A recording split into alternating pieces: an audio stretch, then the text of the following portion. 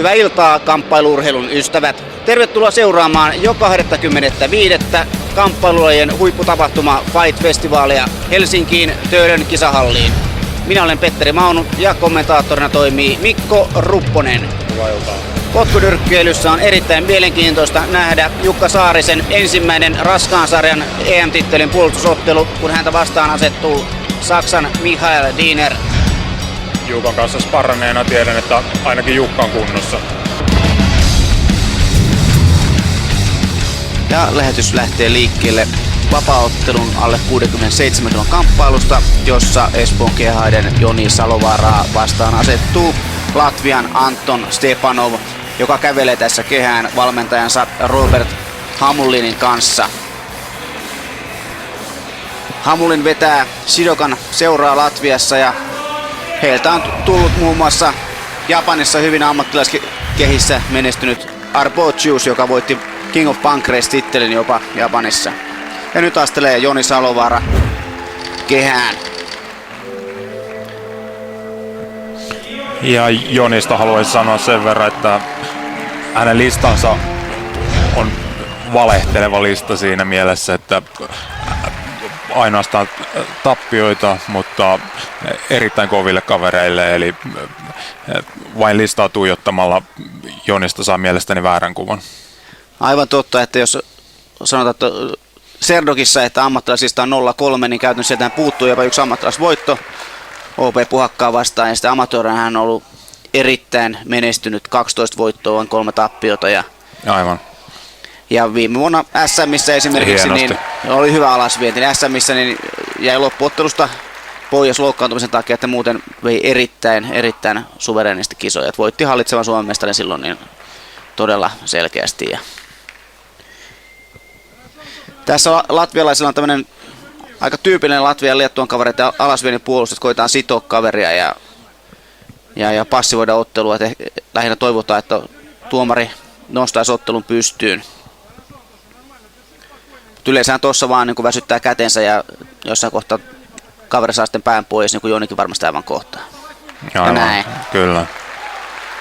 Molemmat ottelijat vaikuttavat erittäin kovakuntoisilta.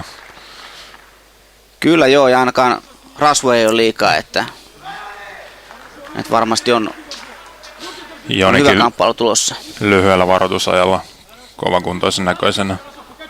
Aivan, että Jonihan veti käytännössä noin 10 päivässä 6 kiloa painoja ja toki muuten kovassa kunnossa valmistautunut 28.3.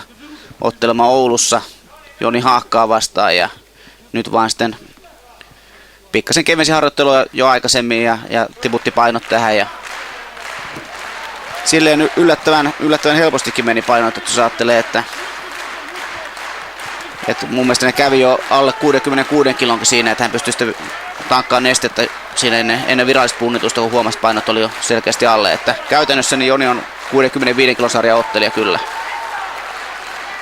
Vaikka ei ole siinä saada ikinä otellutkaan, että yleensä otellut 70 näitä kätsivät. Kyllä, ja käsilukkoa hakee aktiivisesti. Hyvin Oulusta latvialainen kuitenkin, ettei päästänyt. Kyllä, olin mukana tilanteessa. No nyt on jo lopetus lähellä kyllä. Saako painettua lantiolla tarpeeksi? Ei. Hieno tilanne taistelu. Kyllä. Ketjupainia.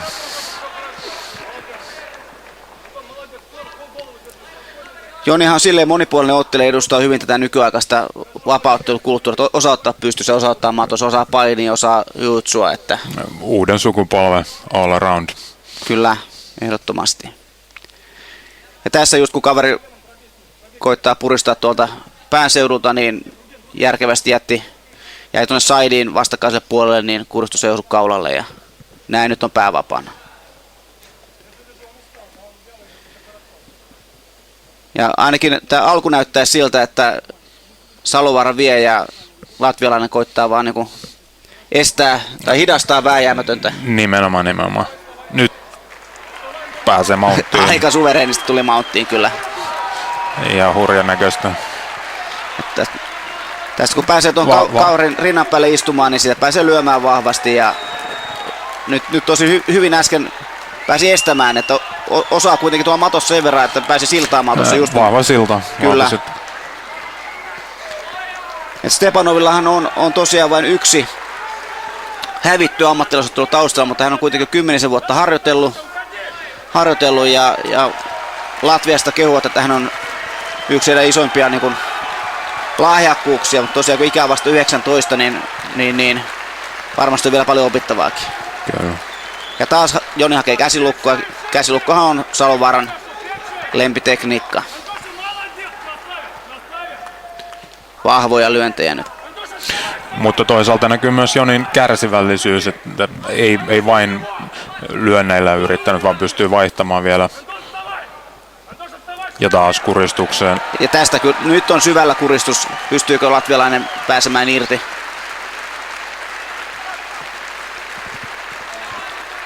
Ja siellä taputti. Kyllä. Ja näin Joni Salovaara on voittanut Anton Stepanovin kuristuksella takaa ensimmäisessä erässä.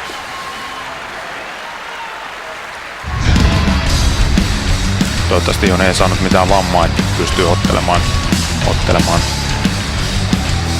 2 viikon päästä. Aivan, että tässä on kuitenkin hanskat ei ole liian paksut, mutta niiden tehtävä on tietenkin suojella kättä, että käsi ei hajoa, mutta ainakin tuossa näytti, että yksikään lyöti olisi osunut silleen pahasti, että olisi lyönyt vahingossa kanveesiin tai otsaan.